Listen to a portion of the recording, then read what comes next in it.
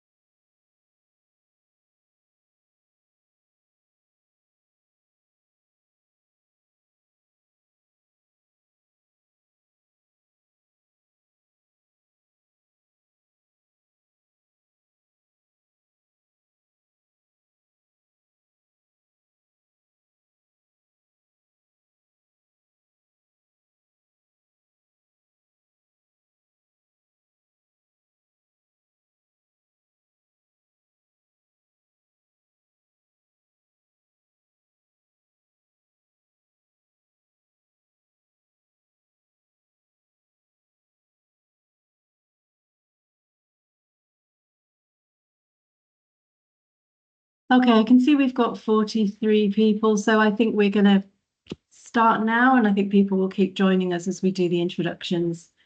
Hello, everybody. My name is Rebecca Crozier. I work for Peaceful Change Initiative, and I just want to welcome you all to this webinar today on behalf of all the partners of the Kujenga Amani Pamoja project, to what we hope will be a really interesting presentation and discussion.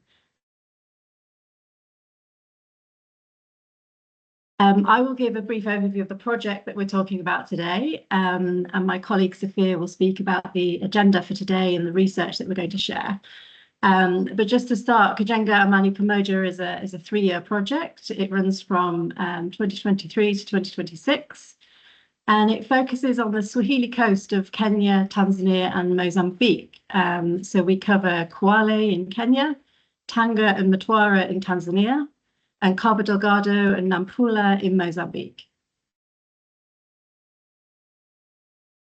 The project supports youth-led networks and organizations to actively practice peace building and conflict prevention and to share learning from that practice. So it also looks particularly at the ways in which young men and women can support peace building and inclusion through cultural practices. And that's something that we're going to share here today, research which aims to shed some light on that. The project is implemented in by WeWorld, and it's implemented in partnership with the Peaceful Change Initiative, which is a global peace building organization, and then in Tanzania with TABUFO, which is the Tanzania Building Future Organization, and 4H in Tanga, and then in Kenya with Stretchers Youth Organization and the National Volunteer Council in Mozambique. And the project is co-funded by the European Union.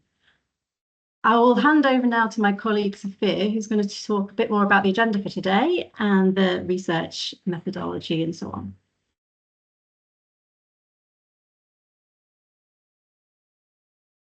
Thank you very much, Rebecca, and welcome all to this particular dissemination meeting. My name is Sophia Ngige, working with Peaceful Change Initiative as a peace building advisor, and happy to have you today to share with you the findings of the research that was done in, this time we'll focus on Kenya and Tanzania. And the research, like you can see the title, exploring the spaces for young people in peace building in coastal communities of Tanzania and Kenya. And maybe before, as I go on, we would like to know you, but to save on time, we may not have everyone introduce themselves, but we'd like you to introduce yourself in the chat as we go ahead. Yeah.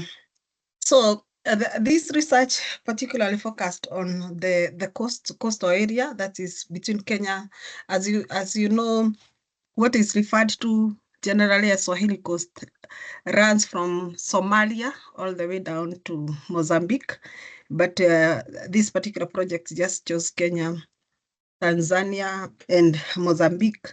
And it's referred to Swahili Coast. We won't, the Swahili Coast itself has a lot of meanings, but we will, many people interpret it in a different ways, but we just go with the general way, and we looked at it in general way. Swahili Coast meaning the people of the coast.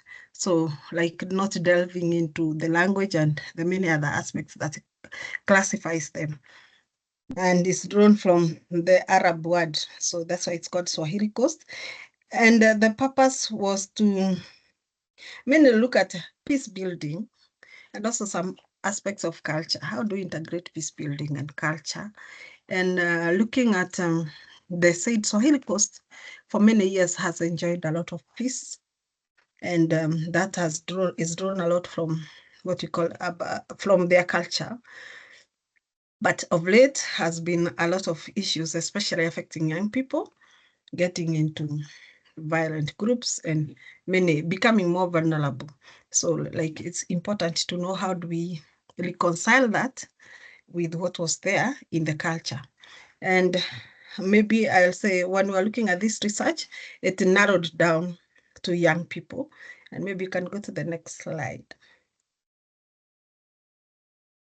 Yeah, so our purpose mainly was to look at several research questions to understand to understand this research, and purpose is also to guide us in implementation of this particular project for the next 2 years, the next 3 years, as it's now we can talk of 2 years as it gets to implementation.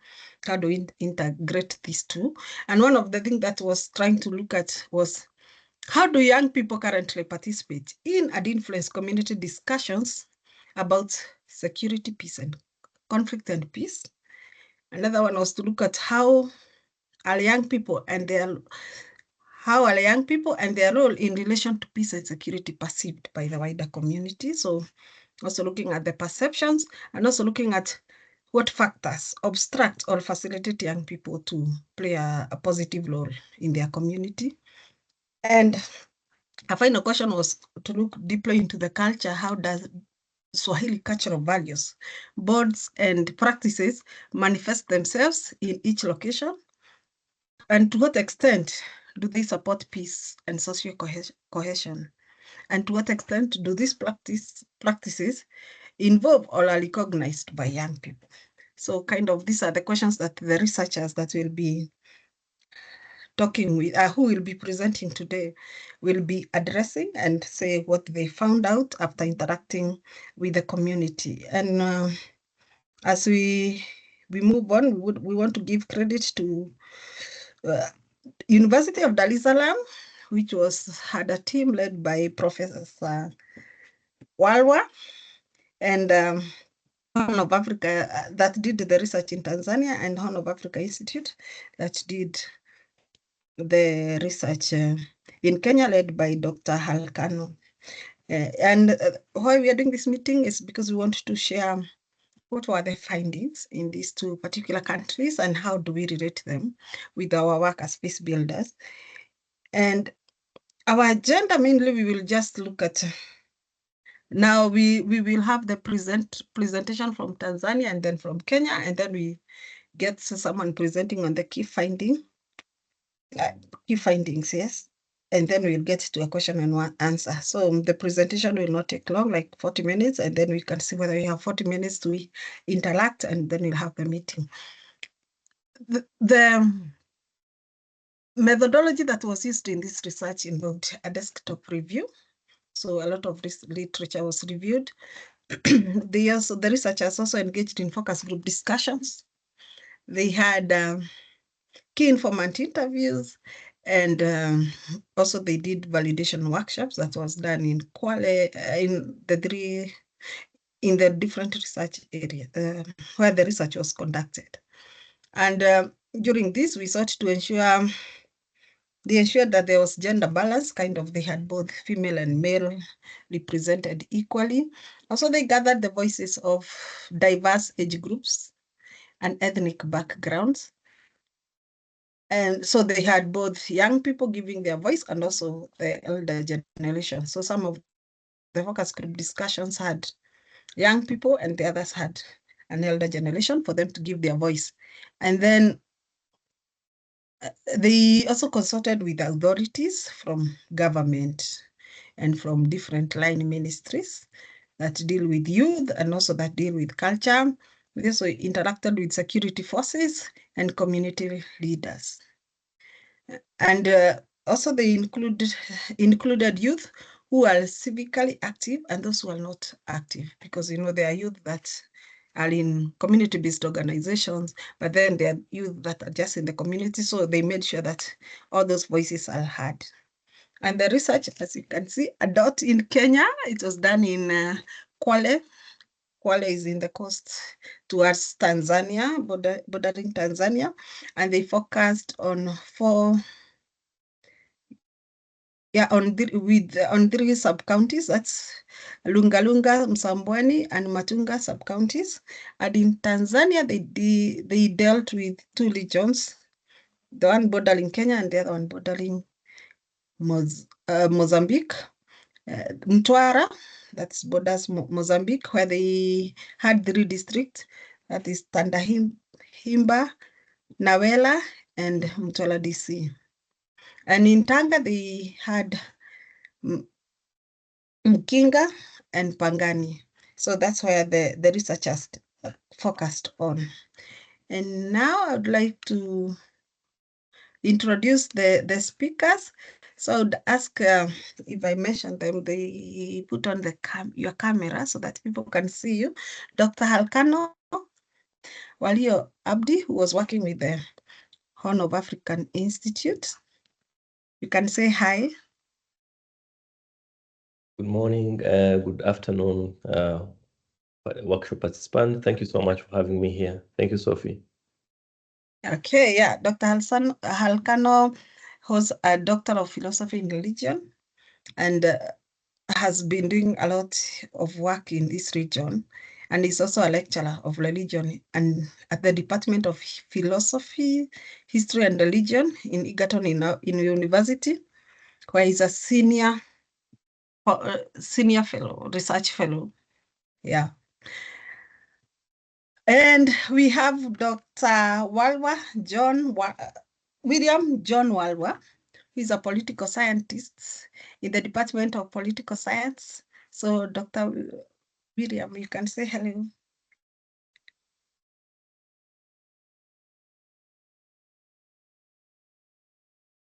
You can unmute and say hello. Hello, afternoon, and greetings from Dar es Salaam. Thank you. So yeah, he teaches at the University of Dar es Salaam, and he has extensive knowledge and experience in implementing research and regarding peace and conflict and security studies within this region, the Eastern and Southern African region. And we have Christine Launker. So Christine, you can say hello. Hi, hello everyone. Pleasure to meet you and looking forward to the session.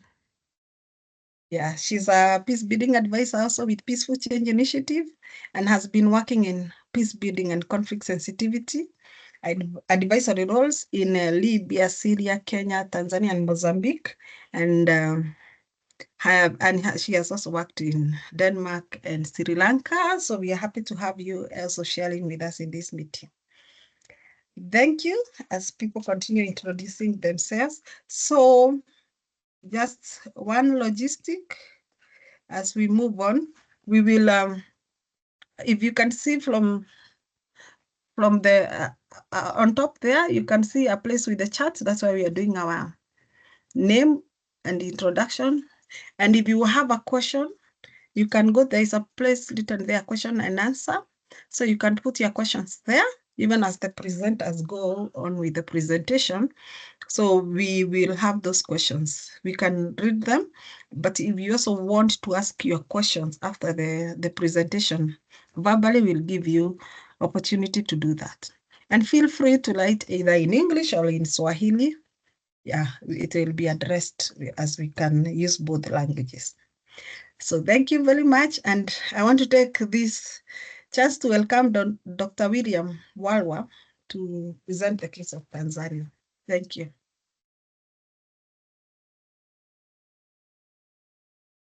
Thank you so much, Sophia. It's a great pleasure to meet everyone here to speak about this quite interesting piece of research looking at youth engagement in influencing and shaping discussions around peace, and most importantly, paying attention to the question about the role that culture, the Swahili culture, plays out in the contribution to peace building. There is oftentimes more discussions around an emerging culture of conflict and violence in the Swahili coast, but less has been said on the contribution that the Swahili culture offers in terms of our understanding of peace building initiatives. So if you go take the next slide, please. So the first specific objective we looked at in the research was to examine the different ways in which the male and female youth participate in the community discussions about conflict, peace, and security. And we uncovered a wide range of spaces for young people to participate. And such spaces include the Ulinzi Shirikishi, that's a Swahili term which stands for participatory security. There are also cultural events and practice that I will also speak about. But one of the arenas that also has come out quite strongly of late is the emerging influence and space of the motorcycle drivers, the boda drivers, who are now operating into some informal associations at the local level. There are also informal gathering spaces in the communities, and lastly, the question about the region, the role that the region plays in terms of influencing also youth participation. Now, in this research we uncovered that Ulinzi Shirikishi participatory security space is the most prevalent, so to speak, but also the most influential structure, which is formal, and there is quite significant youth engagement in this structure. And if you go down to the local level, you'd find patrol units of youth organized through the local government structures, and you even have quite interestingly a police officer at the ward level who is involved in the organization and of course advising on how to to engage youth into the Ulinzi Shirikishi. And there is evidence on the ground suggesting that Ulinzi Shirikishi has demonstrated some levels of effectiveness in terms of involving young men, especially from the local level, in reducing conflicts and violence, and that is quite evident if you go to Tanga and Mtwara. You'll be hearing narratives from the local community members that when the patrons are operational, then they indeed help to reduce cases of conflict and violence. There are, there are narratives around the role that patrons have played in terms of helping to gather information that assisted to prevent conflict and violence. However, this structure has several challenges. In the first place, there is more presence of men, so it is male dominated, and less presence of the women. But also, in terms of operation and organization, it is top down, and therefore there's, so to speak, less ownership of the community members. And it's no wonder if you look at the operation, it has been largely operating like more for an ambulance, in the sense that at some point when there are more problems, then it operates. But when the problems end, then it also stops.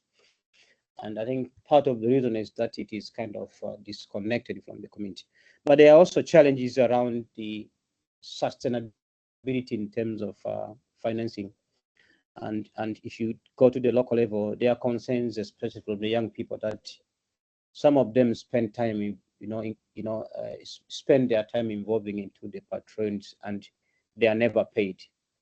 And in some of the areas, you would be seeing some kind of resistances from the youth, that they would choose rather to spend time working than being involved in the patrol. So there is a question about financing. Of course, if you come to the urban settings like Dar es Salaam, the Ulinzi-Shirikishi, the youth that are involved in Ulinzi-Shirikishi are paid. There is some contribution from local community members. But in the rural settings, like areas like Tanga and Pangan, areas like Tandaimba, Mtwara, where the economies, I think, of the local people the community members isn't that good. You hardly can make contributions from the local people to pay the youth that are involved in Ulinzi-Shirikishi. So financing remains one of the challenges, and therefore making it unsustainable. If you go to the next slide, please.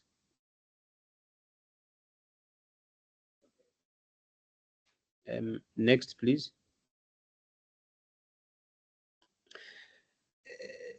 There is also the region and cultural ceremonies that are quite significant, significant space for youth engagement and of course also peace building. And if you come to the coasts, the Swahili coast, weddings attract significant participation of the people. In fact, if you are to go to the Tanzania-Kenya border, you'd be seeing people from Kenya coming to Tanga to participate in wedding ceremonies. You'd equally be seeing people moving across the border to go participate in wedding ceremonies. Maulid celebration, I think this is one of the most celebrated religious event. If you come to the coast, there's this practice of people, each time during Maulid, they go back home, celebrating with their families. But also, there is this belief that when you go back home, you connect with your ancestors. So there would also be performance of rituals, but also people cleaning graveyards.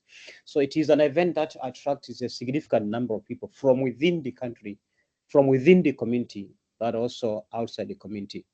And during such participation, there are also events where conflicts, if they are in the community and family members, they are also resolved. Now, I mentioned the growing importance of the motorcycle drivers that are operating at the local level, and in a good number of areas, the motorcycle drivers are now operating in small associations and such associations are proving to be significant spaces for youth engagement into shaping the peace building agenda within the community, but also resolving conflicts. And lastly, the region is also one of the significant spaces. And I think just to highlight here, if you when speaking to the youth, many youth, they would tell you that they have more trust in the region's leaders than political leaders. That the region's leaders continue to have quite significant trust within the community. Now, there are interfaith committees at the local level that have been quite significant arenas for conflict resolution, and of course also the respect that the religious leaders have within the community. They continue to maintain a very significant position within the community. And of course, I'll also speak at some point about some of the challenges around this, because if the religious leaders have such trust within the community, then if at all some of them are compromised, and therefore chances of the youth also getting themselves into groups that are involved into some security problems at the border are also quite high, including, of course, also extremist groups. If you got the second one, the next. Now, the second one was to look at the community perception of youth and their role within the community. Now, we discovered that the perception is mixed. And if you speak to the elders across the board, they will tell you that they have, they basically have a negative perception on youth. They were describing youth as a lost generation, youth that they cannot be trusted. They have lost morality, and some of them would say that the youth have lost direction. And according to the elders, young people do not listen. They also accused young people of not participating in the village meetings. But I think the accusations and the negative perceptions of elders is particularly on the male youth. They did not raise an alarm on the female youth. And I think that is because of the fact that there are different roles that are assigned to female youth and male youth. Now, government officials also, they perceive the youth in two distinct ways. On one hand, they did acknowledge the role that youth have been, playing in terms of providing security in the security through the Ulinzi Dikishi. I think their emphasis especially is the fact that, well, youth have been quite handy in terms of helping to run the Ulinzi Dikishi, which is a government-supported peace infrastructure at the local level. However, on the other hand, the government and the police, they have a negative opinion on the youth, especially, and they would argue, if you are on the border in Tanga and Mtwara, they speak of the fact that some of the youth are involved in a supply chain of goods that fall in the hands of groups that are causing insecurities. And therefore, if you are on the border with Mozambique, a supply chain that assists, extremist groups to, of course, gain an upper hand within the community. Next, please.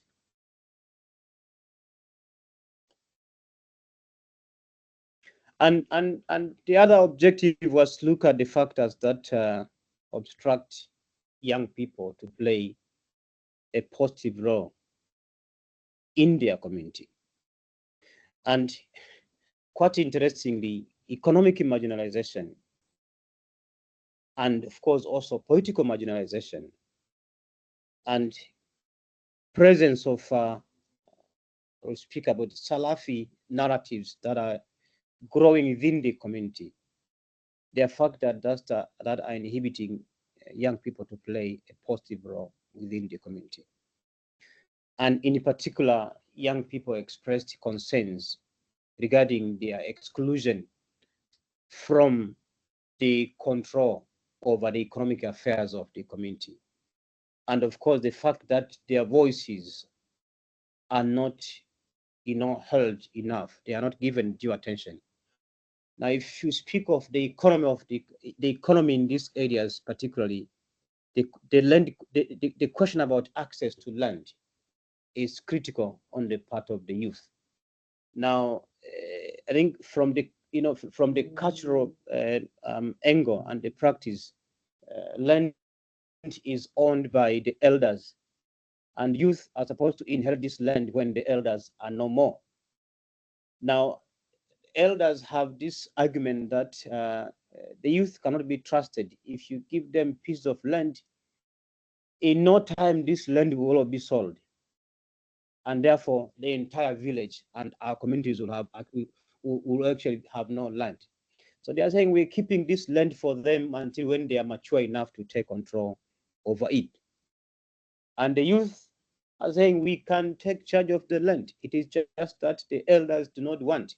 So you have this kind of friction and of course the feeling that, well, we do not have control over the economy. And specifically when you speak of the economy, it is land. And if you're in Mtwara, the economy, it is cashnut. It is the elders that have control. There are also constraints around the fact that some groups of youth, especially motorcycle drivers, the boda, they raised complaints around brutality of the police and along the border. The fact that they've been brutal, and that is somehow actually pushing them away from cooperating with the police to provide security within the community. But I mentioned the fact that you have the Salafi ideology becoming quite strong in the Swahili coast. And in extreme situations, some of the Salafi do not want to associate with the community. And women from the Salafi communities, for instance, are not allowed to get out of homes. They are not allowed to work outside. And there is also, because of that, a friction between Salafi and culture. Because in general terms, if you come to the coast, there is such an interface between culture and the region that you can have mildly celebration. At the same time, you can have the cultural dances that play out within the community. And you can have a celebration of a wedding, which at the same time you have some religious practices, but also you have at the same time you have the dances, the cultural dances within the community. And this is something that the Salafi, the people that believe in the Salafi ideology, are opposing. The last slide on the part of Tanzania. Next, please. Now, lastly, we looked at, we sought to determine the manifestation of the Swahili cultural values and bonds and practice that basically, in short, the role that culture plays out in terms of reinforcing peace and the peace building agenda. So we uncovered that hospitality is a viable cultural practice, which of course manifests itself in terms of the culture of sharing food, for instance. The culture of the people along the coast to eat outside. They believe that if you eat inside, you won't share, that if anyone comes, you have to share. The culture of taking care the newcomers within the community. At the same time, the culture of helping each other, that if a community member is in trouble, then we basically have to assist each other. So it's quite strong within the coast, and it has been a quite important arena for promoting peace. And there is also this belief which is embedded within the cultural groups along the coast. If you go to Tanga, the Digo, and of course the Digo are also in Kwale in Tanzania. And if you go to Mtwara, the Makonde, who are in Makonde Makua, who are in Tanzania, they are also in northern Mozambique. There is this belief that we are relatives, we are one thing, and there is this sense of solidarity in that respect. If you go to the border, because of the fact that we believe we are one thing, you'd be seeing some of them moving from one part of from Mozambique, for instance, coming to Tanzania to celebrate, share. And at the same time, there is this belief that because we are one thing, we have to protect each other. And of course, that also has some negativities, because at some point, protection has involved not disclosing the criminals within the community. So it is a very good cultural practice, but at the same time, it could be manipulated. That we believe we are one thing, and therefore we have to assist each other. And of course, they believe that we are connected, and as such, members of such groups, they have a tendency of going back home. Especially, I mentioned during Maulid, that because you are connected, you have to go back home at some point to celebrate and share with your community. And celebrations and the gatherings within the community are quite strong, and they have been a source of solidarity and bonding the community together. And if you speak to many people within the community, they will tell you that you cannot have a celebration of a single family. It has to bring together the entire community. And that also speaks to the fact that if you go to the coast, these people, they are also quite connected in terms of blood relatives. And I think there is this practice of sibling getting married to each other. If you go to Tanga, to some of the village, you'd have the whole village of relatives. A sibling got married to this one. So that has also, I think, of some sense, also been a source of quite strong bond within the community. And lastly, is the fact that there is a belief in music, especially dances. And if you go to the Makonde, for instance, in Mtwara, they'll tell you, if you want to win and the hearts of the people and get them to come to your meeting, there should be a dance. And that is an appreciated, that is something that also the government has acknowledged, that if you want to call a meeting within this community, there has to be some dances. And if you are a political leader, you want to call a meeting, dance. So dances are quite significant cultural arenas in such communities. And if you want to engage in peace building within such communities, then you cannot actually underestimate them. So because of the interest of time, I beg to end here, and I would love to take some questions. I think to respond to some questions or comments that may emerge along the way. So thank you so much for listening. Thank you very much, Dr. Walwa, for that presentation. Yeah, we ask people to continue to think about it, reflect about it, have questions on the Q&A section, or ask at the end of the presentation. Now, welcome Dr. Halkano Abdiwario to present the case study of Kenya. Welcome, Dr. Halkano. Thank you so much, Sophie, and thank you to Professor Walwa for the overview of the Tanzanian research component. A lot has been shared in terms of the findings between these two regions. Largely, go to next slide, please. largely because this is a region that shares similar cultural, religious, economic kind of livelihood. They are part and parcel of the lengthy Swahili coast that starts from southern part of Somalia all the way to northern part of Mozambique.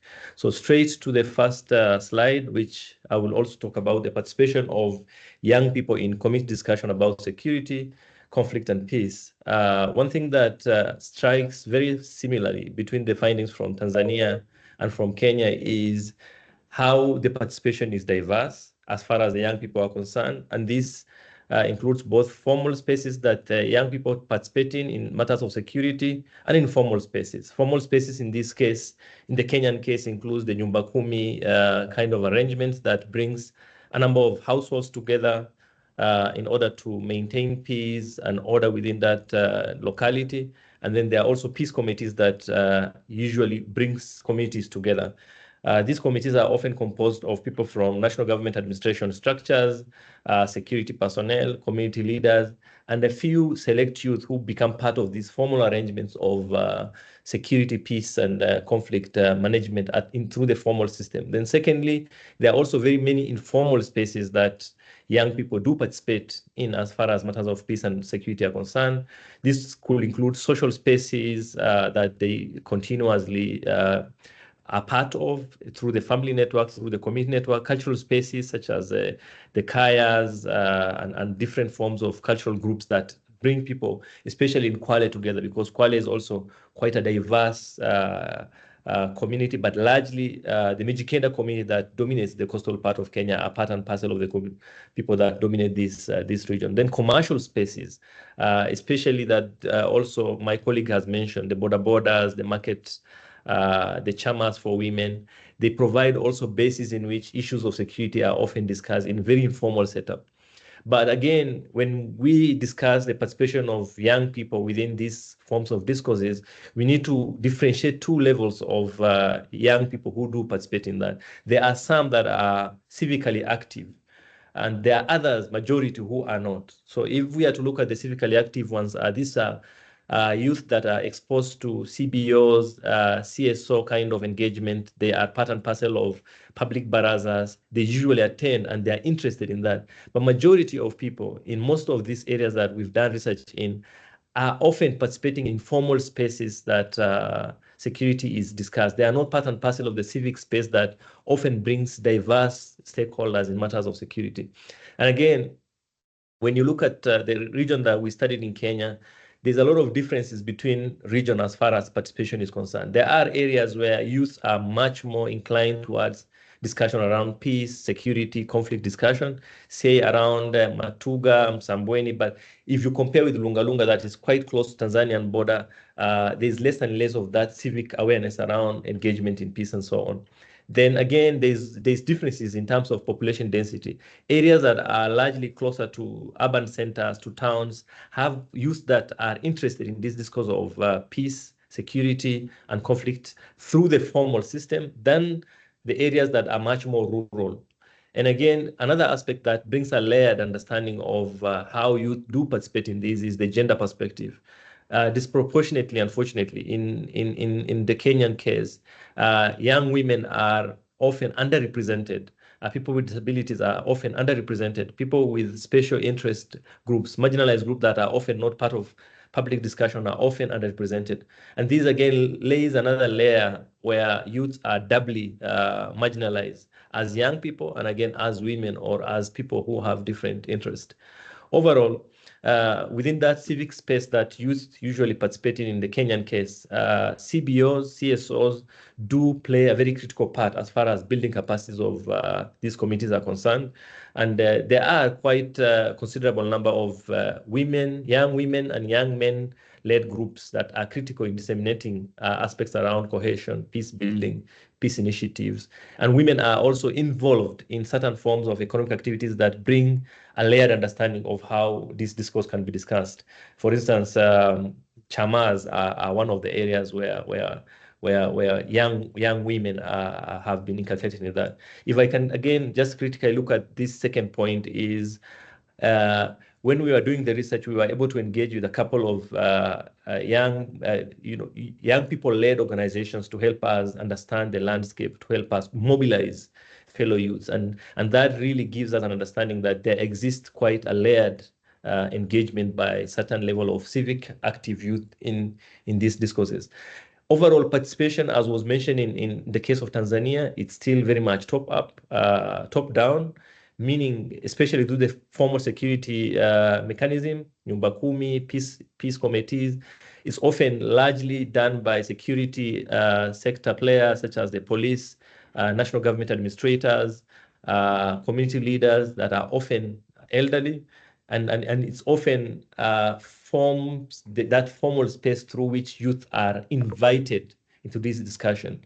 This is quite different because often when these committees are composed, there's a requirement that young people be represented. So we have this phenomenon of checkbox approach where, do we have young women representing us? Yes. Do we have young men representing us? Yes. So therefore, we don't see that level of inclusion that is based on their own contribution rather than their own ability to represent the constituency that they come from.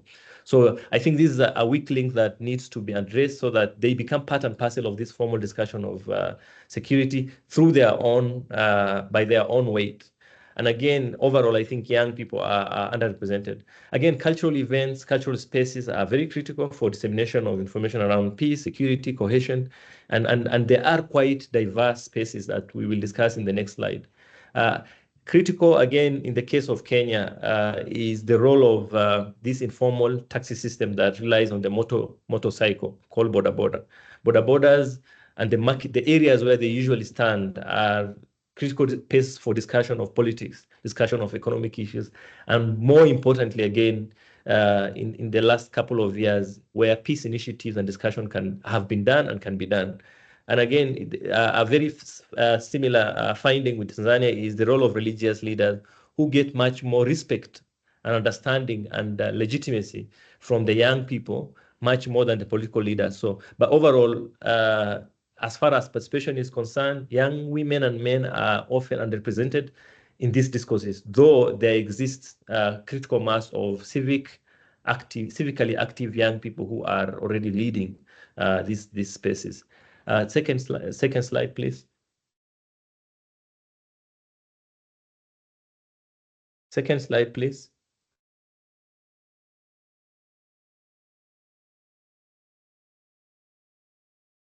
Can you see the second slide? It should be there now. Oh, thank you. Again, there was a critical theme that we also discussed, which is the community perception of young people and their role in peace and security. Here, the results that we had for Kenya is a mirror image of the Tanzanian finding, where youth are often perceived as disruptors of youth. They're accused of participating in criminality. They are accused of being behind rising crime rate. They're accused of theft, substance abuse, attacks against elders, which is a very critical phenomenon, especially in coastal parts of Kenya, because they own the land and often they're accused of being wizards and witches. And then usually youth will use this as part of disinheriting them so that they can now be the owners of land. Overall, one aspect that usually this criminality is associated with is this lawlessness that often characterizes some parts of coastal Kenya.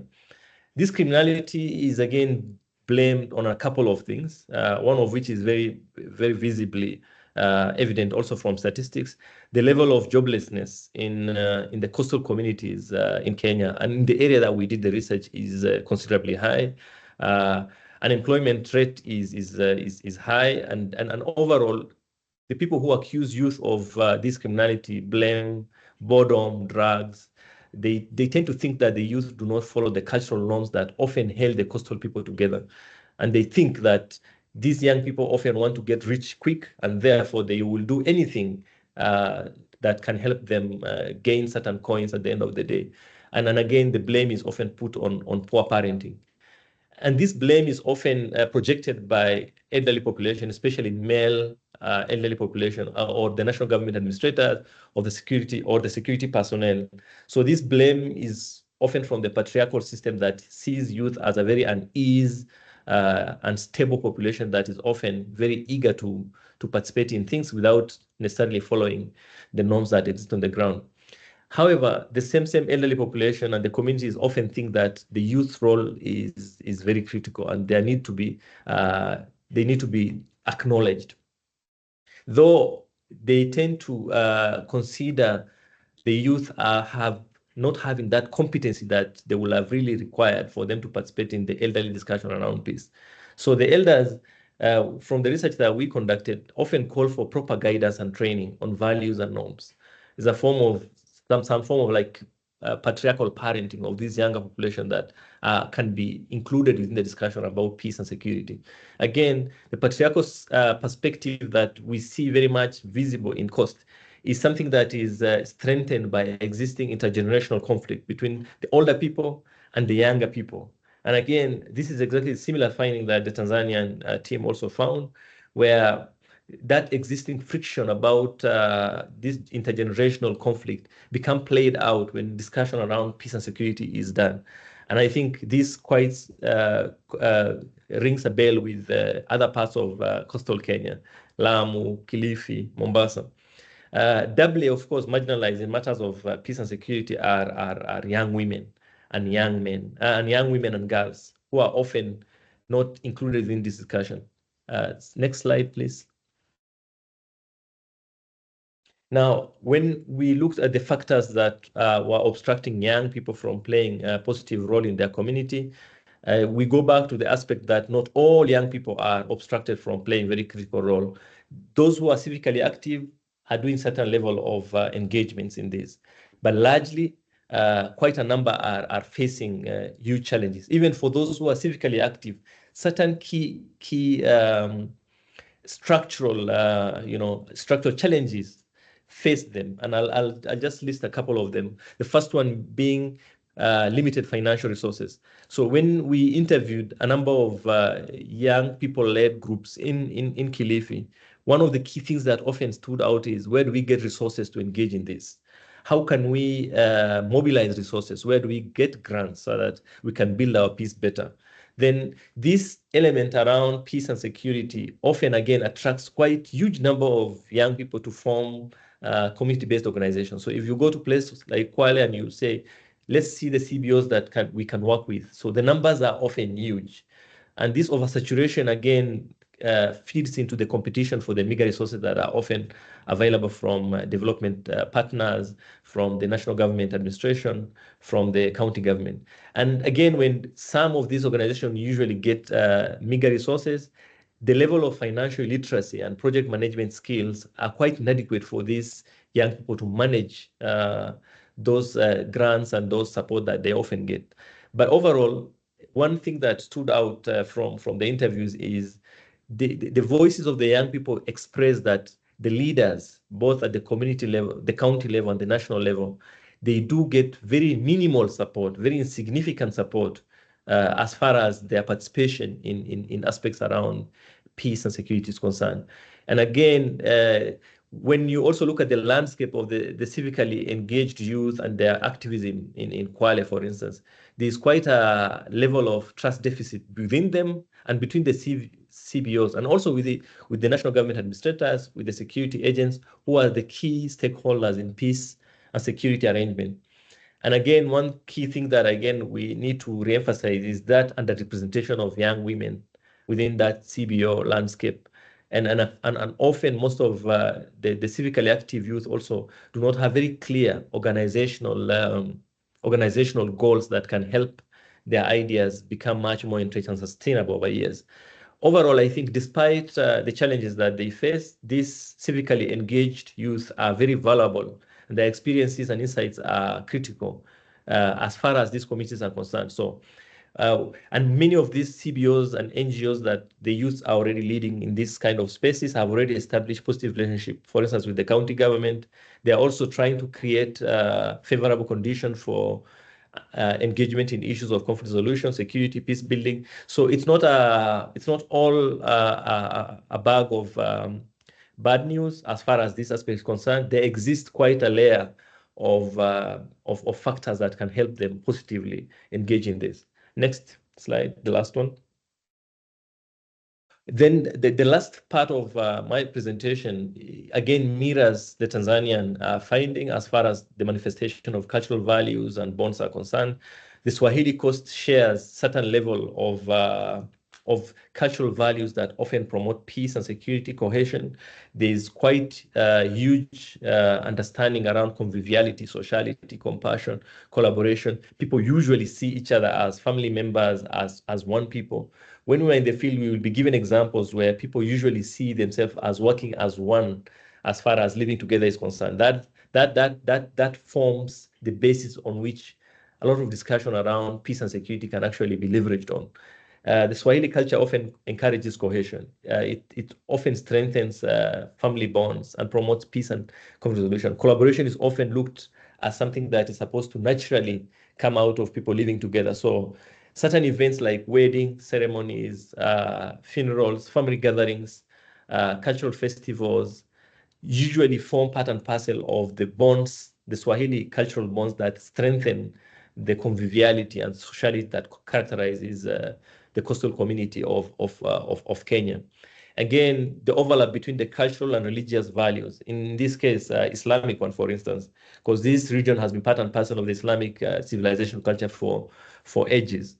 And it feeds again into the same level of sociality and compassion that characterizes the relation between people on everyday life. Again, when you look now more mundanely at the cultural practices within Kwale, there are certain cultural practices and spaces that already encourage that level of peace and cohesion. One example is existence of kayas, for instance.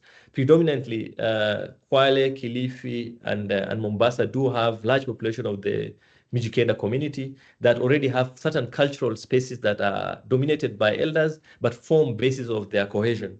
So this, and with kayas also exist certain Digo practices that allow for that level of collaboration and coexistence, which the research feels may form a potential basis for leveraging on as far as strengthening cultural values, bonds, and practices in order to better help peace and security.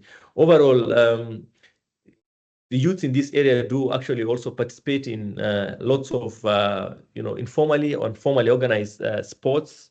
They do a lot of activities that help bond them together.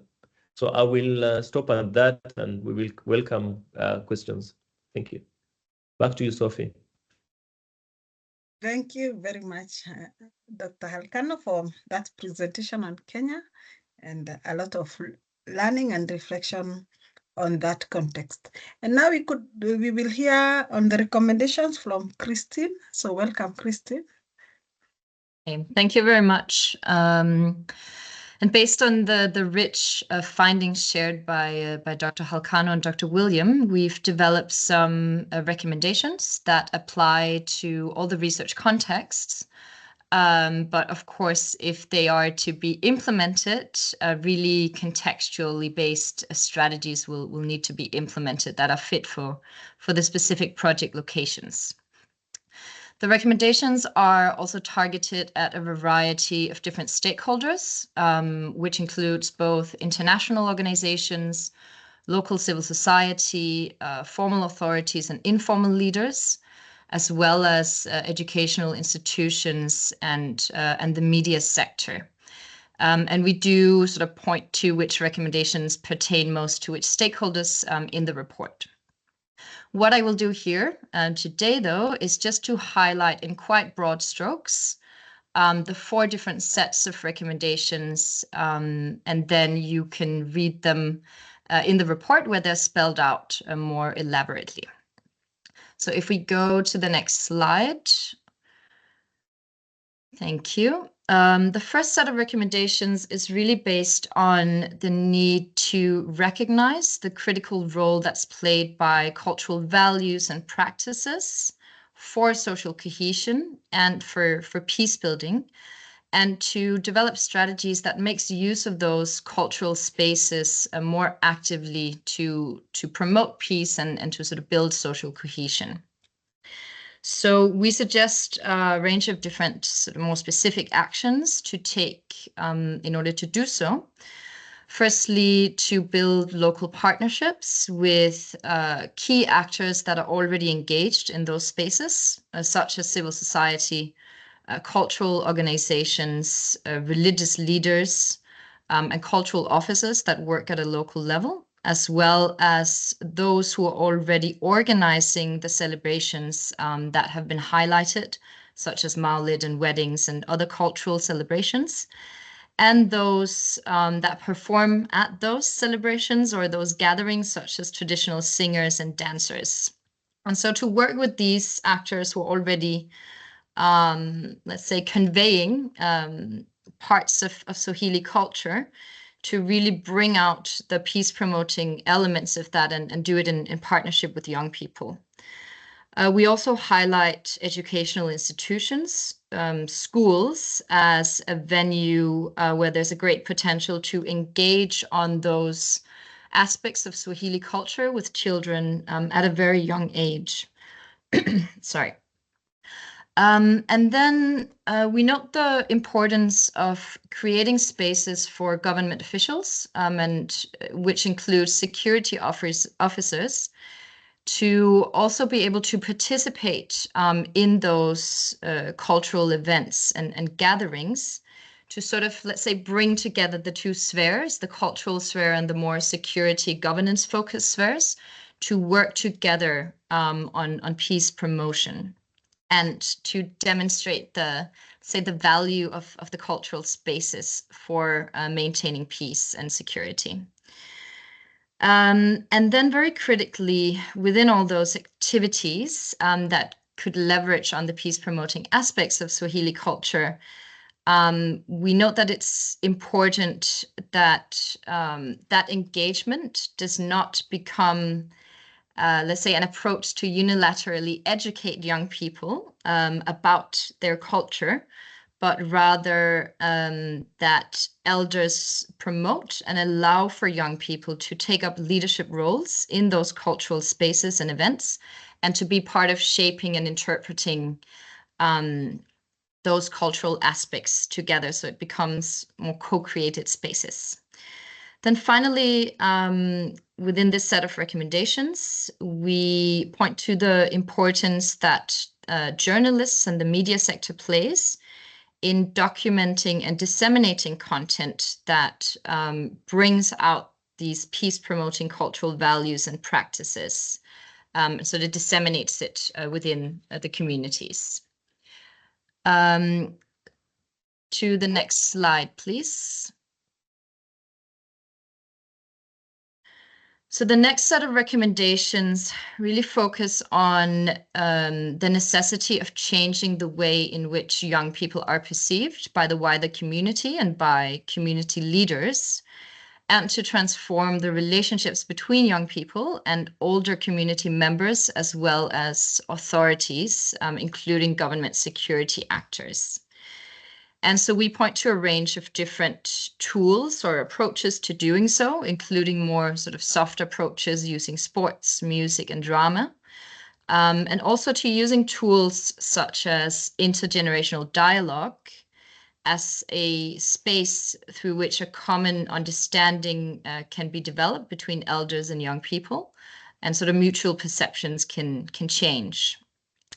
And there is a potential to use some of these cultural practices and values to dialogue around, to use that as a topic within the dialogues. Here it's also important to note that there's a real potential to use the role that religious leaders play within communities and the trust that they hold within communities, to build bridges between young people and elders and government officials, and to strengthen those relationships. And once again, the schools provide a really important space where engagement can be facilitated between elders and pupils, so children at a young age. And here it will also be important that this is sort of framed or facilitated as a mutual conversation, rather than sort of impairing knowledge of the elder generation onto the young people and the students.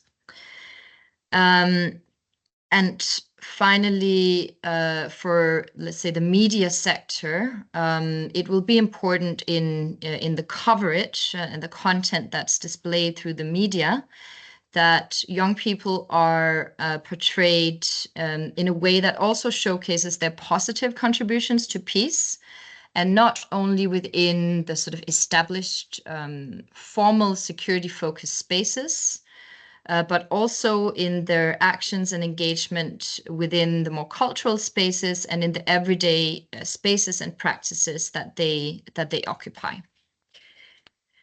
Next to the third set of recommendations, please. Okay, so the third set of recommendations does acknowledge the role that these more formal, established and security-focused spaces play in terms of maintaining security and contributing to peace within communities, but stresses on the need to make them less top-down, make them more embedded within communities, and to carve out a stronger role for young people to influence those spaces and to take leadership within those spaces. And so we suggest that, for example, dialogue processes provide a good tool through within which discussions around how to open up these spaces for young people to participate in and influence can be integrated into. And here we're looking both at some of these formal security structures that the previous speakers have mentioned, but also at other existing spaces within communities, such as religious institutions or cultural institutions, or sort of how cultural practices are carried out. And then I think the second key point here that we highlight in the recommendations is that it will be important when seeking to engage more young people within these spaces that it's not only the young people who are already civically active, who are somehow already engaged within those spaces that are targeted, but that real effort is also made to reach young people and especially young women who are perhaps not already civically active, not already engaged in those spaces, and who are perhaps more marginalized or disenfranchised, and seek to mobilize them to contribute to these spaces. And that brings us to the final set of recommendations, which really focuses explicitly on the need to engage young people who aren't already included in the formal spaces, who aren't already active, and particularly on elevating the role of young women within discussions around peace and security. And here we do acknowledge that there is a need to undertake additional research that builds on this research, but explicitly explores the role and contribution of young women to peace and security, as well as some of the more gendered aspects of the cultural values and practices that exist in these areas, in order to ensure that any strategies to leverage those to promote peace do not inadvertently exacerbate existing gender inequalities. Here it's also important that we not only create new spaces for young people to engage in or invite young people into more elder-dominated spaces, but that we deliberately also seek to engage with young men and women in the spaces that they already occupy, many of which were mentioned by Dr. Halcano and Dr. William, which include schools, the informal motorcycle taxi associations, Buddha associations, as well as other community-based organizations, Vikoba and Chama, and informal gathering places where young people are already engaging in some of those discussions, as well as ceremonies and celebrations, which were mentioned before. And in order to reach those young people, some of the actors with the most capacity to do so are the youth-led organizations that are already active within those areas. And so it's critical that they get support and capacity and ability to do so from other actors as well. Again, we highlight that within schools, some of those conversations around peace and security, around culture, need to engage young girls and young boys on an equal footing. And there's a space here to also seek to break with some of the gender stereotypes that exist. And finally, the media also plays a key role here in not only showcasing the positive contributions of, let's say, the usual suspects of young people, but also trying to highlight the positive contributions to peace of some of the more marginalized young people, and in particular of young women. And that the content that's displayed in the media perhaps seeks to break with some of the traditional stereotypes of different groups, including gender groups, but also other socioeconomic groups, or, for example, negative perceptions of Buddha riders, etc. And that concludes, in broad strokes, the set of recommendations that you can read more closely in the report. Thank you.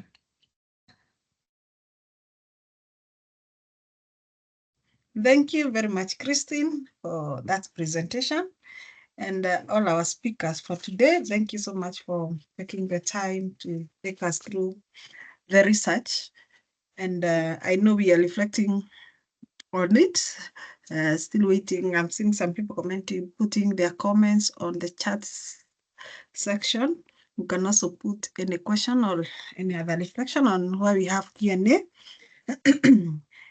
Q&A, then we can have the researchers respond to them. And I want to thank that I hope you can see the relationship and the interlink.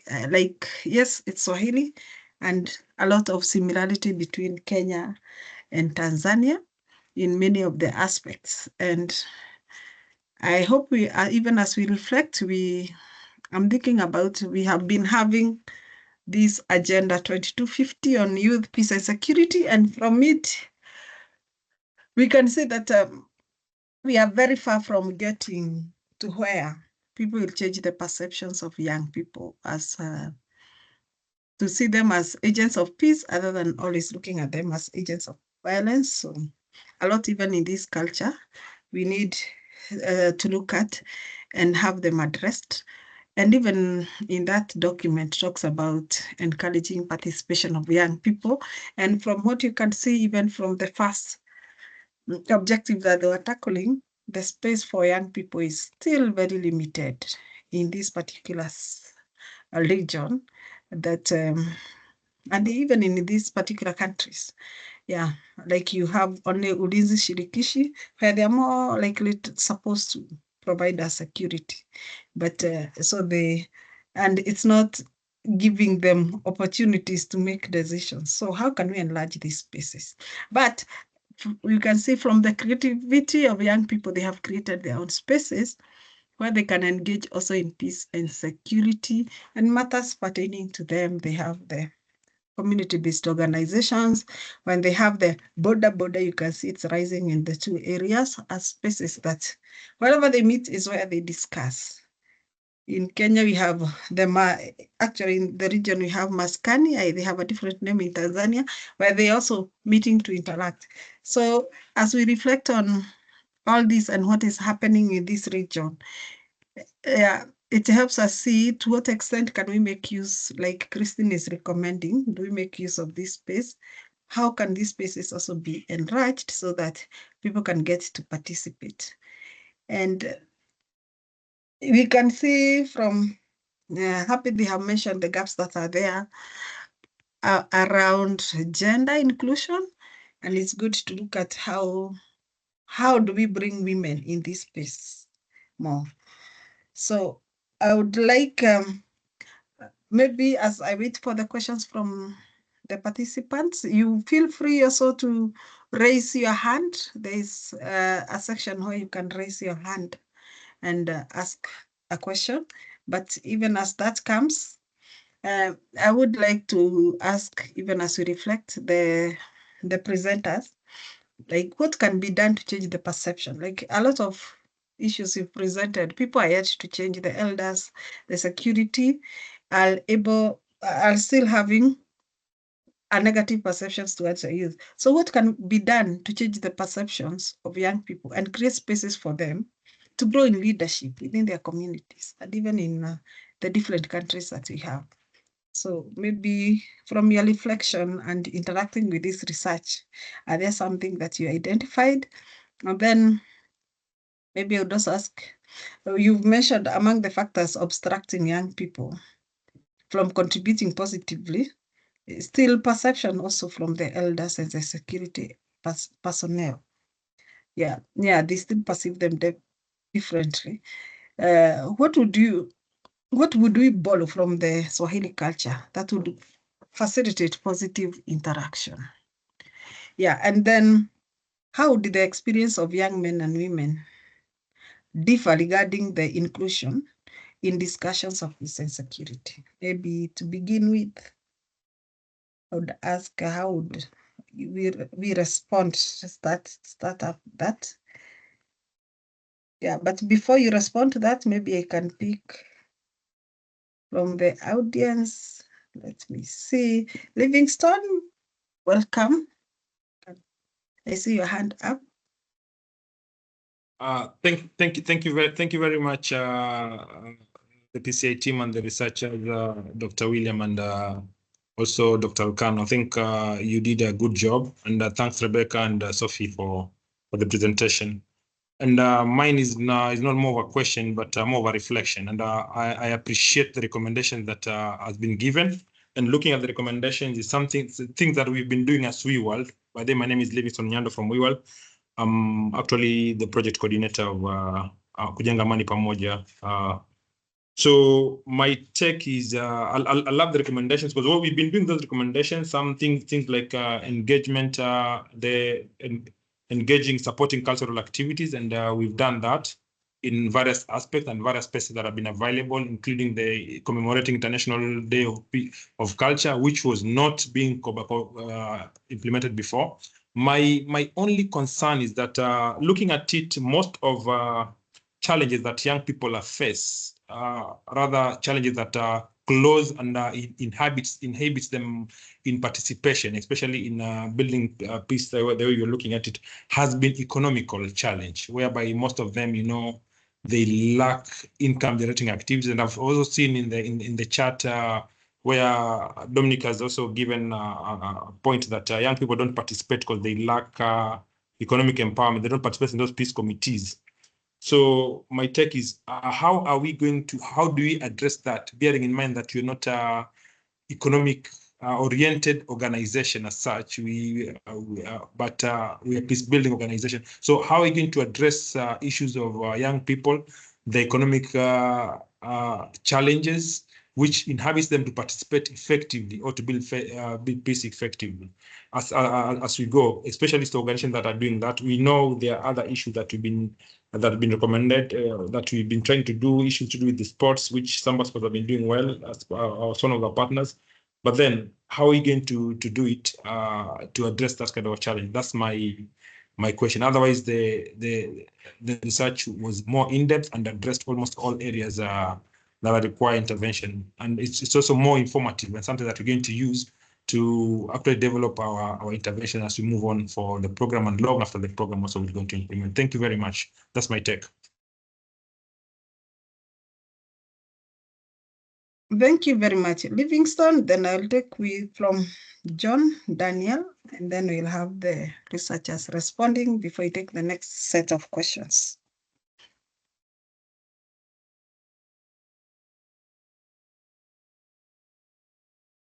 John Daniel, you can unmute.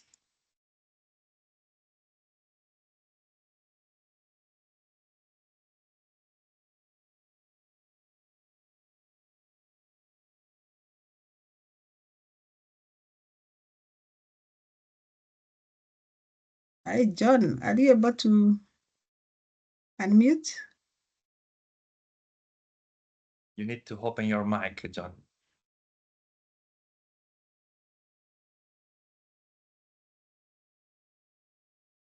Okay.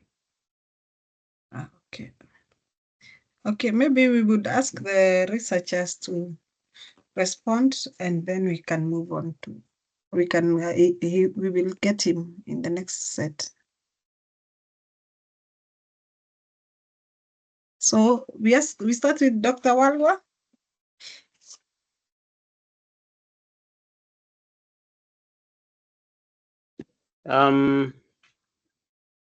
Yes, thank you so much, Nyando, for the question.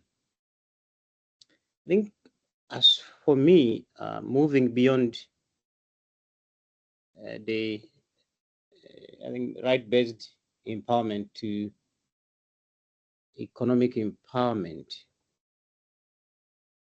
and I think maybe I think we also need to define what economic empowerment means. From what I've seen, for instance, in the coast, if you go to Mtwara, Tanga, there are lots of economic opportunities around these areas. And if you ask me, sometimes the youth do not need money, but they need a program that can assist them to realize the potentials around them and utilize them effectively. And at the same time, it's not about giving them capital at some point, but rather creating space for a dialogue between the different sections of the community. Because if elders think that youth cannot have control over the economy, especially access to land, because of the belief that they are not mature enough, and that essentially also has tended to create a conflict between, the elders and youth. Then what you need is not about giving them capital, but creating a space for dialogue between the elders and the youth. At the same time, if the concerns are around the fact that the political space is not open enough for youth to engage, and possibly there is some brutality, and in which case the youth are the victim, then you do not need, in my view, capital. That you can give them money, but if the system is brutal, then they won't register any kind of success.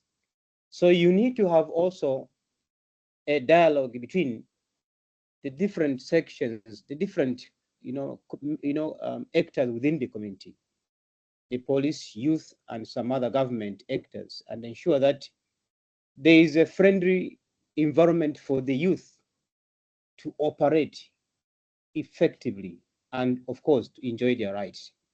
So yes, you can think of capital, economic empowerment, but then is the socio-economic and political environment favorable enough for them to engage, effectively in the different economic opportunities that are available? And I think also a huge number of youth are leaving.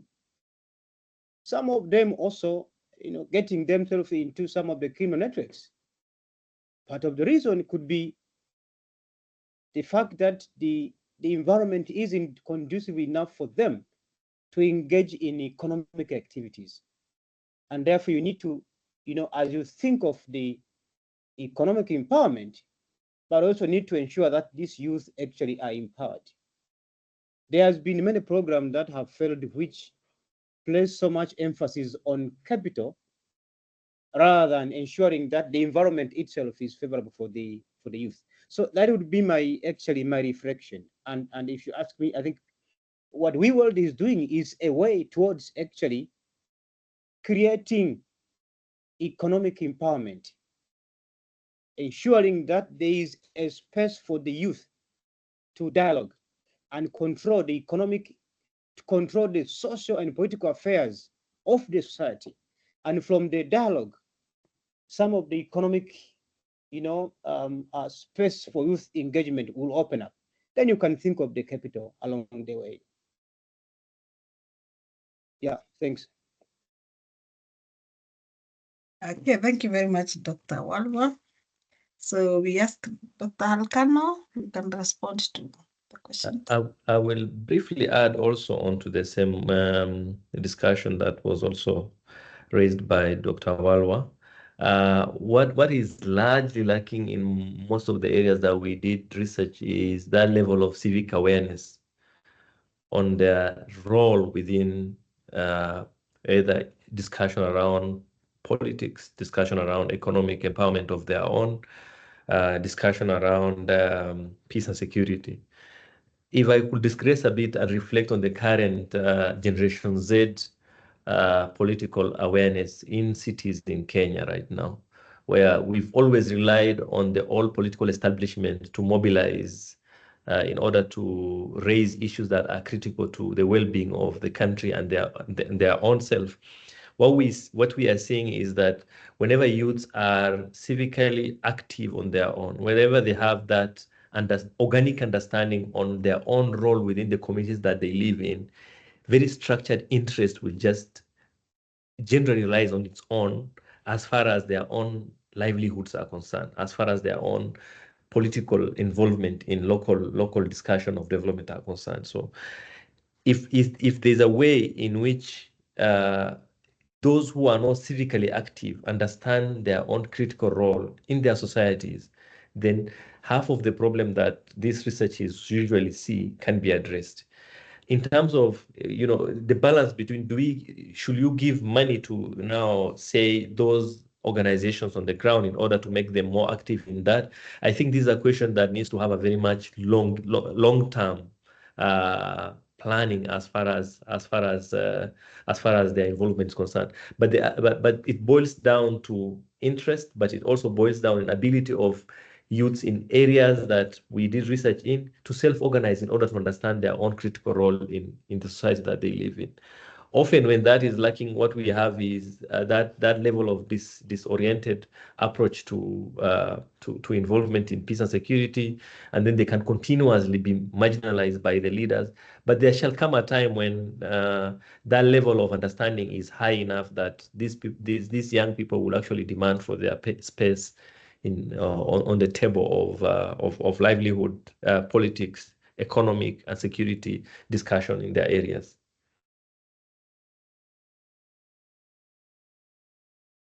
Okay, thank you. Thank you for that.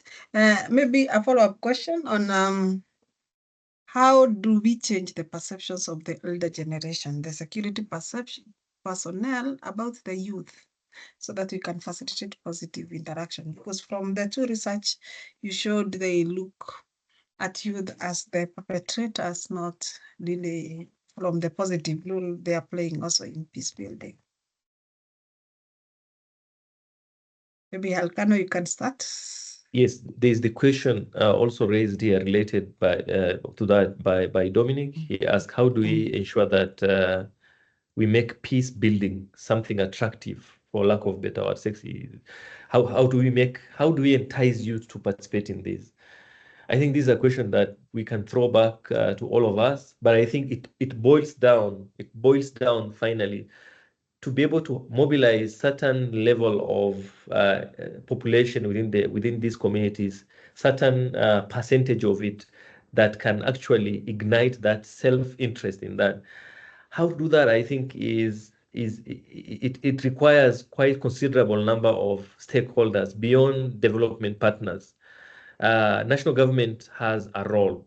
County governments like Kwale County Government, Mombasa County Government, the district administration or the regional administration in Tanzania have a role, so that if multi-stakeholder approaches are used, not necessarily from a concerted effort, but each doing certain to address that level of awareness, then we can see some organic growth of involvement by young people into matters that really matter to them. And I think if there's anything to be studied in the coming months is how did the youth in Nairobi ignite the current discussion about finance, which often has not been discussion that tweeting the meme generation is often interested in. How did they pull off this level of activism that goes beyond the traditional form of political party mobilization? If we can translate these ideas that we see that is happening currently, for instance, in cities across Kenya, into ways in which communities like Kwale, Tanga, Mtwara, and others can use to have the discussion about affairs of young people on the table of the decision makers, then I think that is something that needs to be done. The way to do, of course, it all boils down to that level of self-awareness about their own role. What we've been discussing, especially for the Kwale, Kilifi, and others, is this intergenerational conflict where the older people have the monopoly of decision making, and the younger people have been they have been criminalized and delegitimized as far as discussion around their own affairs are concerned. I think to change the mentality of the older people, time is on the younger people's side. And that's the only hope I think I have as far as this is concerned. But this discussion must come internally from the younger people's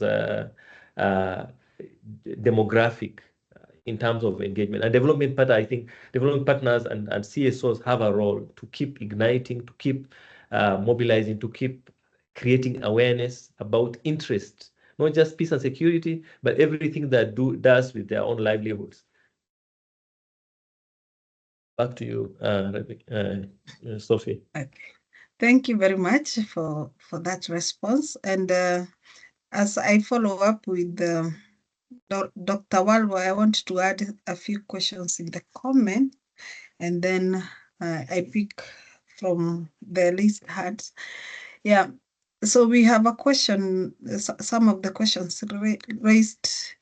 One says, my question is how the project engage people with disability. I think this one will take them to Daniela to respond later, like how we have engaged people with disabilities in peace and security, how the project emphasizes climate change. Those questions related to the project, maybe we will take them to Daniela.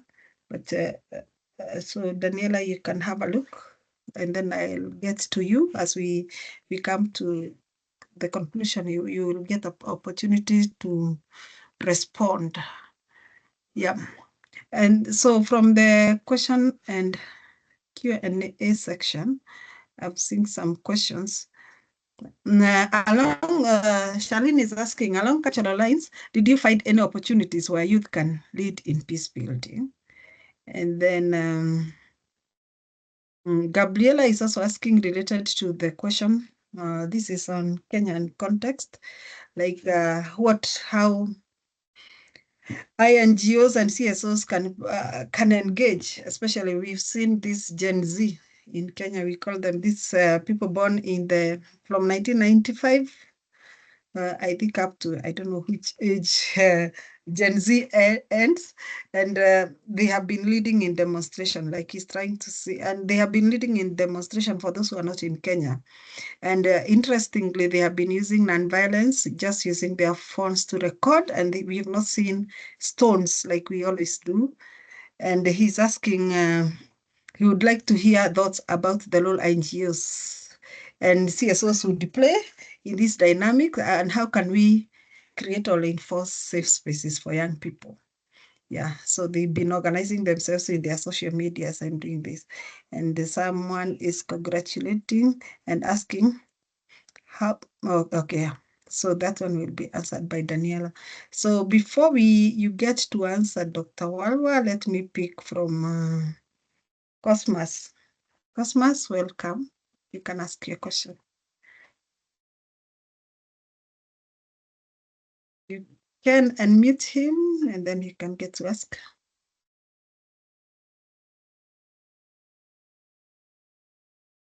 Cosmas, can you hear me or are you unmuted?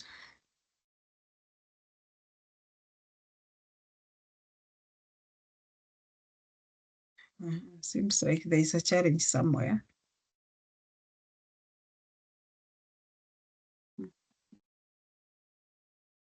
Hello, how are Rebecca? Oh, fine. Fine, go ahead. Good afternoon. Good afternoon. Thank you very much for the presentation by Dr. Walwa and colleague from Kenya. The area, actually, the research area is very interesting. I have my quick question. Maybe is in the study.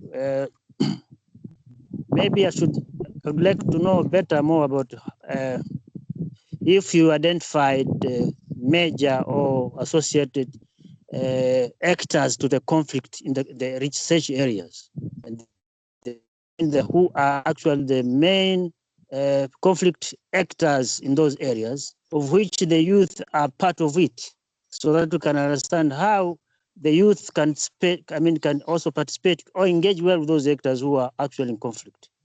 The second one is the question of the youth participation.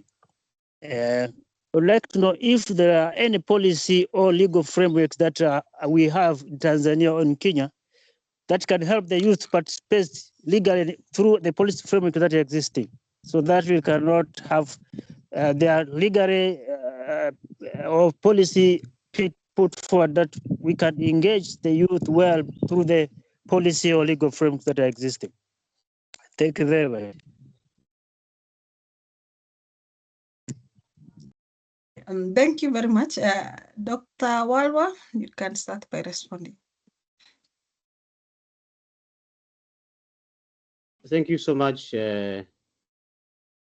everyone, for the million questions that are coming out on the chat and the comments. And I don't know whether we will have sufficient time to actually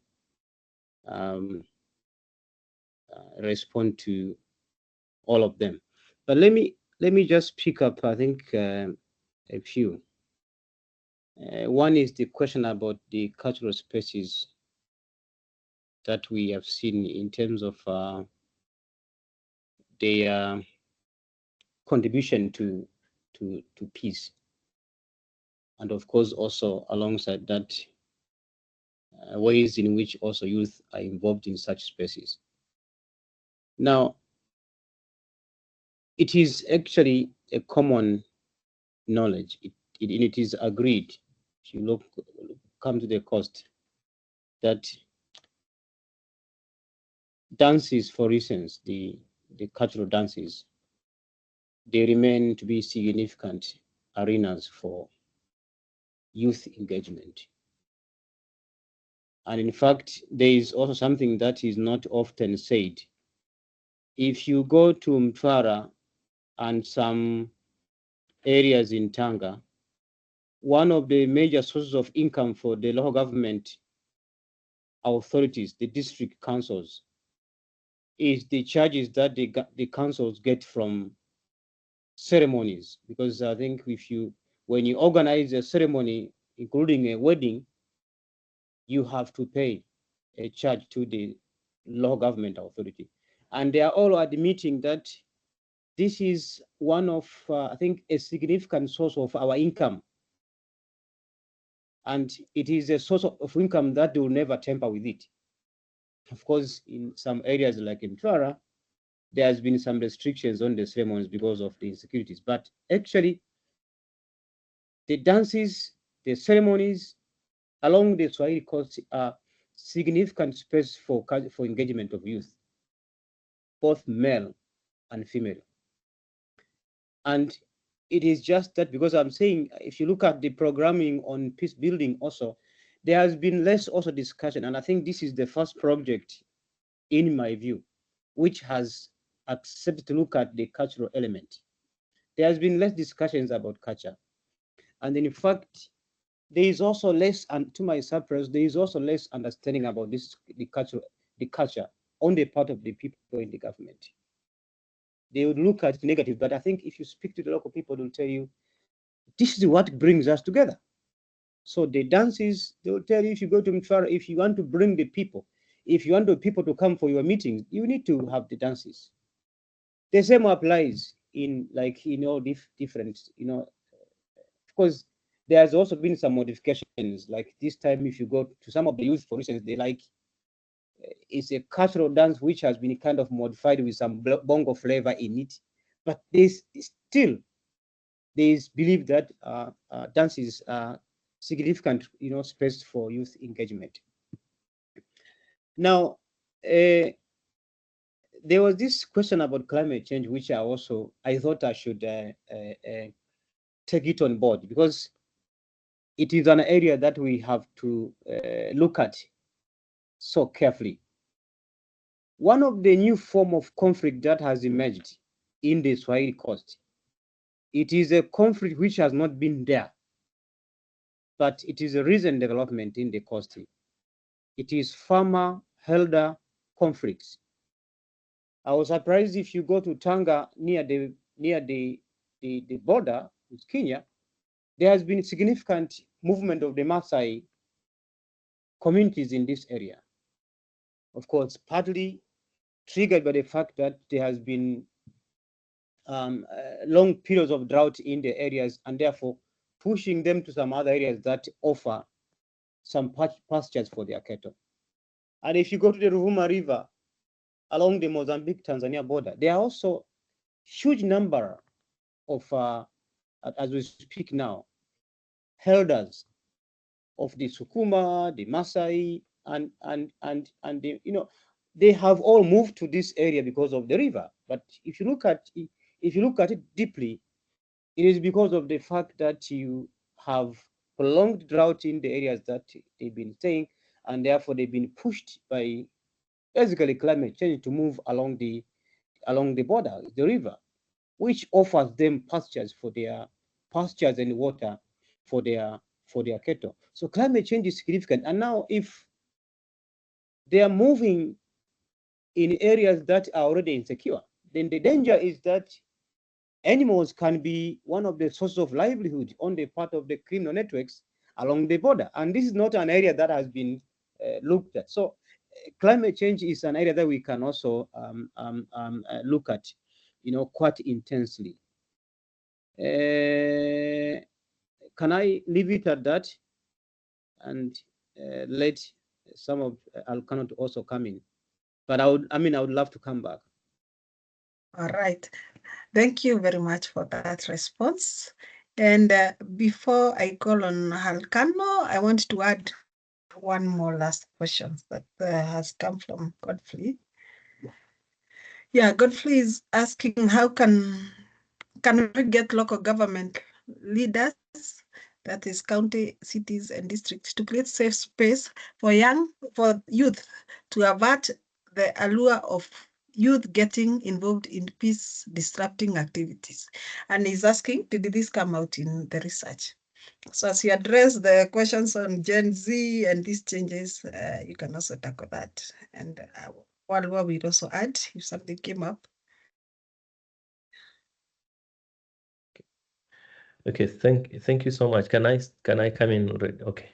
Now, the last question about if the counties, the districts do actually have spaces for young people to engage in peace and so on. And did we see that? Yes, we did. In fact, in a number of times when we were doing our discussions, we were utilizing Kwale national government social halls and other spaces that they have created in the society.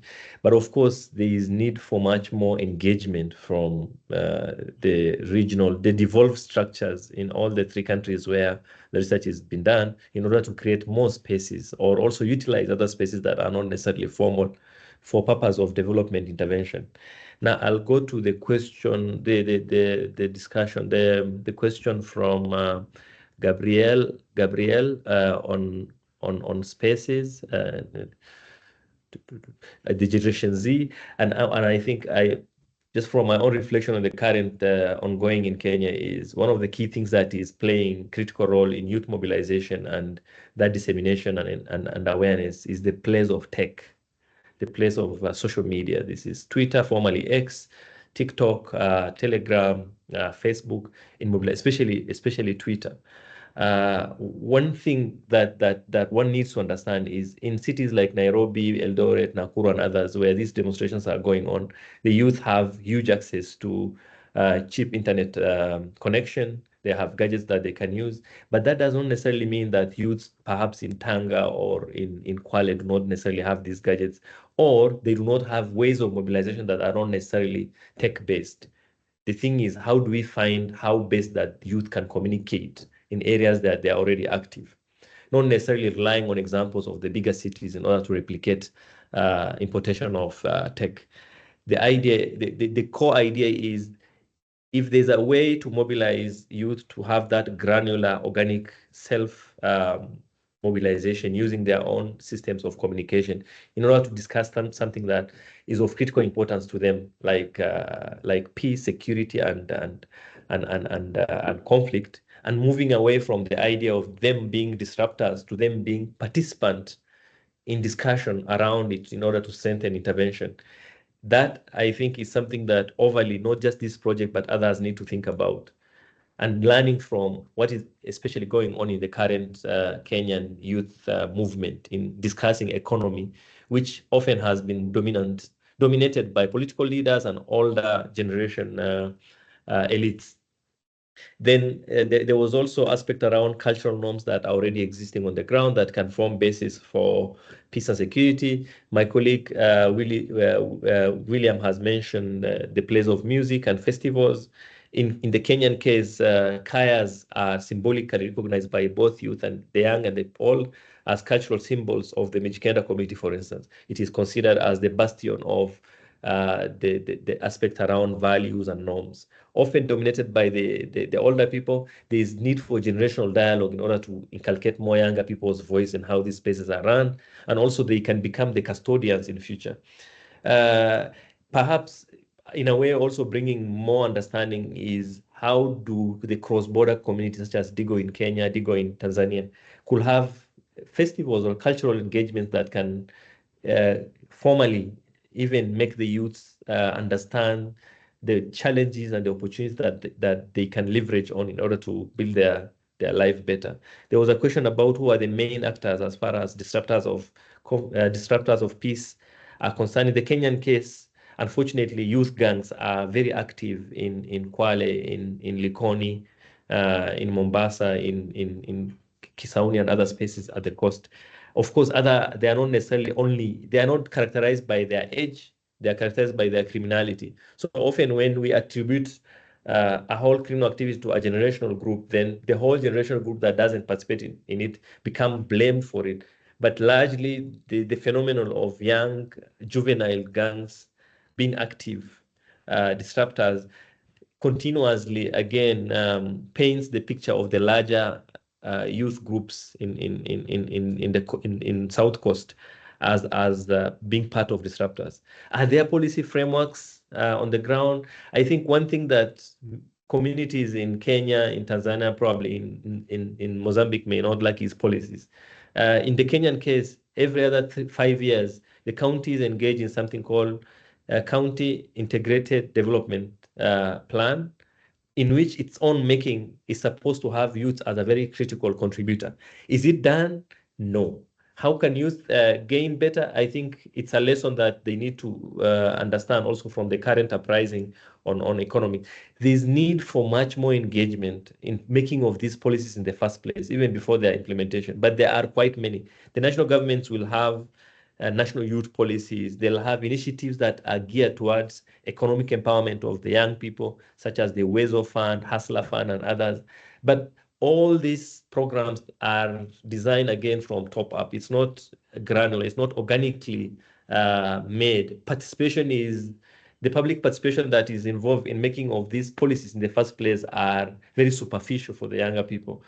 So while the policies are there, bureaucracy and access becomes a whole bottleneck that the youth have to deal with.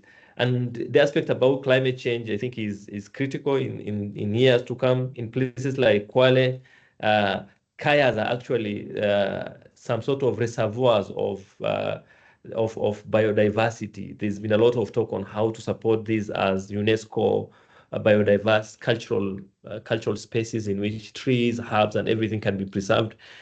And I think still this is a space in which the younger people are not holding any positions of decision making. They are yet to learn the ropes as far as values and norms are concerned. Very select young people are engaged in that. And this could actually form bases in which climate, biodiversity is protected, climate is sustainably looked at, and again, youth are involved in climate security issues at quite granular level. Back to you, Sophie. Okay, thank you very much for that response. And I would like Dr. Walwa to wind up in 2 minutes to respond. I think let me just try to be a little bit more broader in my response, just to reflect on aspects around programming. Now, youth, in general terms, they have different arenas of engagement, and there's a lot of obstacles that are involved along the way. And one of the problems, and I think one of the issues that I would think programs have to look at carefully, is the fact that I think it was mentioned earlier on, there is less awareness on the part of youth around the civic awareness. There is some, especially for instance, I think I would emphasize on the female youth along the coast. These are several violent acts that have been normalized. If you speak to the female youth, concerns around gender-based violence, for instance, along the coast, they are quite prevalent. And there are also obstacles, especially at the level of engagement of youth. And of course, there are issues around governance. There are issues around natural resources. And because then if you ask the question about who are the actors, to me, the actors, the youth, you can look at them in different dimensions. In fact, when you speak, many of them would say we are victims, not perpetrators. They will say we are the victims. And they would speak of being victims because of the obstacles around the engagement of youth. So the challenge and the question that I'm also leaving out to everyone is, how can we get the youth out of the victimhood? And of course, how can we get the government narratives also, and the narratives of security force out of the fact that, get them to share a positive narrative and perspective around youth? Because then the youth are saying we are the victims, and then the government and the people in the security are saying the youth are the perpetrators. But I think all this combined speaks to the fact that the situation is quite complex. We need some significant engagement to actually untie such existing narratives, which essentially they are contributing to the, constraining the engagement of youth in the different spaces, especially shaping the peace agenda. So I leave it at that. But such interesting discussion that I would love in the future to take it forward. Thank you so much, Sophie. Thank you very much to all who raised questions, their comments. We really appreciate your active participation. To all who have been with us since we started. And thank you to our research team for being actively responding to our questions and even posing questions to us. I think it's good food for thought. As young people continue to reflect, and even as we work with young people. And I want to give this opportunity to Daniela from WeWorld to say something and give us a closing remarks. Thank you very much, Sophia. Good afternoon to everyone. My name is Daniela. I'm actually the project manager of the Kujenga Mani Pamoja project. Thanks for your active participation. I just want to add something. I've seen the questions and the discussion on providing also livelihood support to support youth engagement in peace and security related issues. And then I've seen a question also, how can we make peace building sexy for youth to be engaged with? So it's questions that I made to myself many times. And now, based also on the research findings, the strategy that we are adopting on the project is based on youth. Let's say every activities is youth owned. So, and this I think is the strategy to engage them really meaningfully in peace building.